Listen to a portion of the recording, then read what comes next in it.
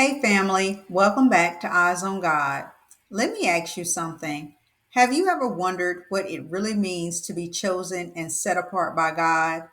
The world pulls us in every direction, but God's desire has always been to have a people who live differently, who live for Him. That's what the Mosaic Covenant is all about. In Exodus 19:5, God said to Israel, "If you obey my voice and keep my covenant, you will be my peculiar treasure."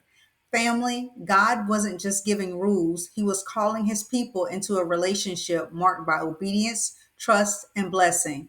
Let's break this down and see how it applies to our lives today. Picture this. Israel had just been delivered from Egypt. They crossed the Red Sea and saw God's mighty hand. Now, at Mount Sinai, God invites them into covenant. Obey me and keep my commands, and I will make you my most treasured people.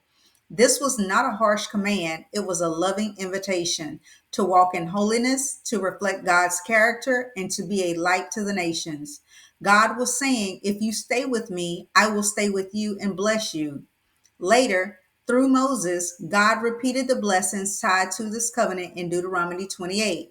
Blessed in the city and the field, blessed going in and coming out, enemies defeated before you. But all these blessings were connected to obedience. This teaches us a key principle: obedience brings blessing, disobedience brings consequences.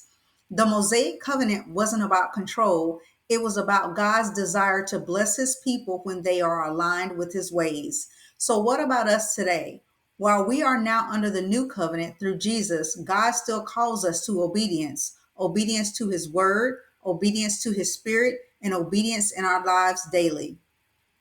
Obedience is not about perfection, it's about our heart posture saying yes to God daily. When we obey, we walk in his favor. When we obey, we experience his peace and protection. When we obey, we shine as his peculiar treasure in this world. Family, obedience is not a burden. It's the pathway to intimacy with God and supernatural blessing.